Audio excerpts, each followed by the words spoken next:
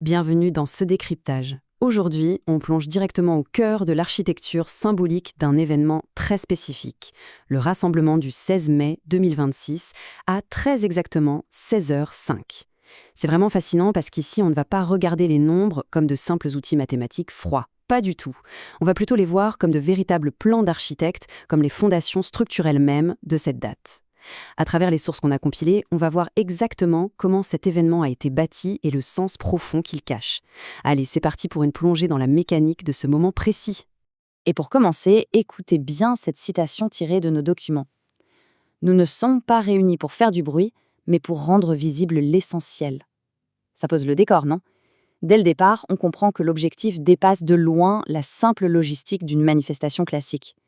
On oublie l'agitation de surface, on oublie les revendications sonores.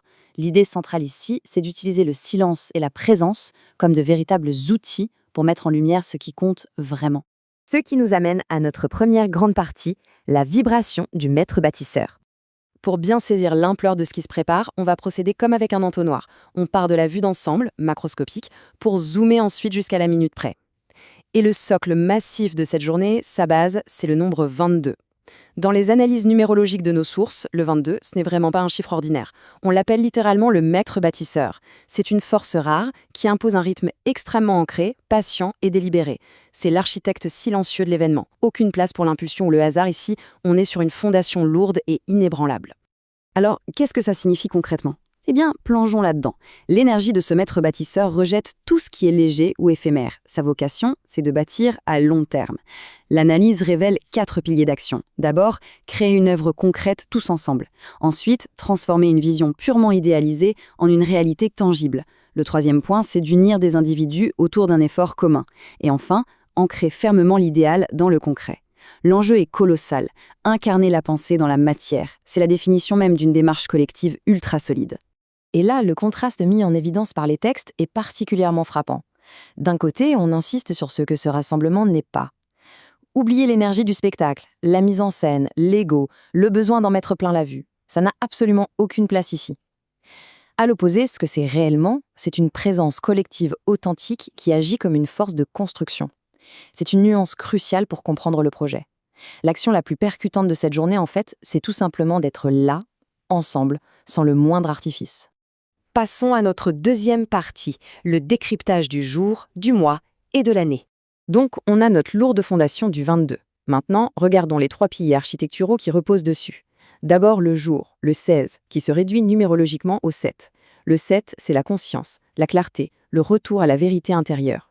Ensuite, le mois de mai, le 5. Ça, c'est le mouvement, l'expression, le fait de prendre place physiquement dans l'espace public. Et enfin, l'année 2026, qui se condense en 1, le symbole ultime du nouveau départ, de l'acte fondateur. Quand on aligne tout ça, la vérité du 7, le mouvement du 5 et l'initiation du 1, on obtient une synergie absolument parfaite pour soutenir une démarche d'une immense profondeur. On resserre encore l'entonnoir avec notre troisième partie, la puissance de 16h05. On arrive maintenant à la minute exacte où tout commence. Et la logique dévoilée par les documents est presque mathématique. Suivez bien. L'heure, c'est 16h05. Si on additionne les chiffres un par un, le 1, le 6, le 0 et le 5, ça nous donne une somme de 12. Et si on poursuit la réduction en additionnant le 1 et le 2, la véritable architecture temporelle nous dévoile son code final, le numéro 3.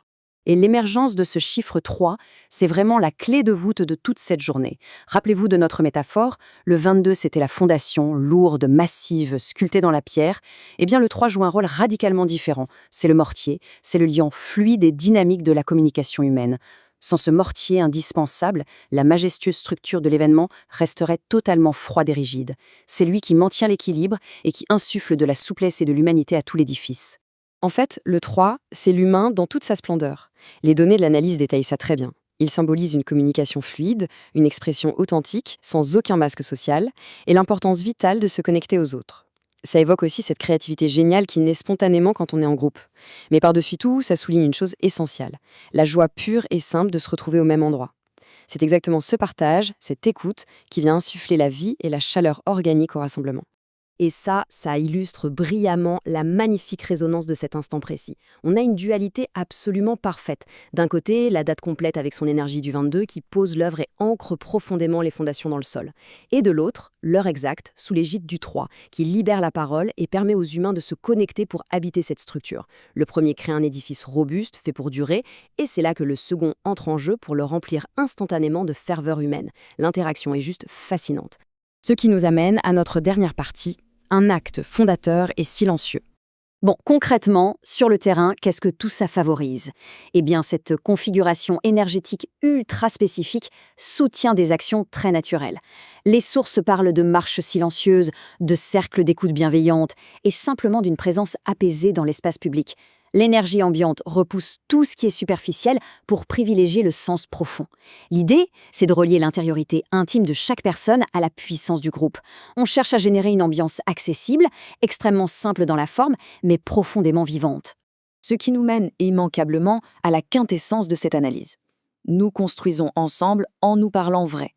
Prenez un instant pour réaliser la force de cette idée. Dans ce rassemblement, la simplicité et l'authenticité ne sont pas juste de vagues idéaux philosophiques, pas du tout. Selon les textes, ce sont bel et bien les véritables outils pragmatiques qui vont construire la journée. La parole vraie, c'est littéralement le matériau de construction numéro 1. Alors, pour terminer ces décryptages, une réflexion essentielle s'impose. Comment cette énergie collective va-t-elle façonner les fondations de demain? Car on l'a bien compris au travers de ces données, on ne parle pas ici d'un petit événement éphémère voué à disparaître le lendemain. C'est un véritable acte fondateur, conçu pour s'inscrire dans le temps. Ça laisse vraiment imaginer comment cette présence ancrée et cette parole si authentique vont continuer à se diffuser et à résonner, bien longtemps après que l'heure de 16h05 soit passée. Ça donne à réfléchir pour l'avenir, n'est-ce pas?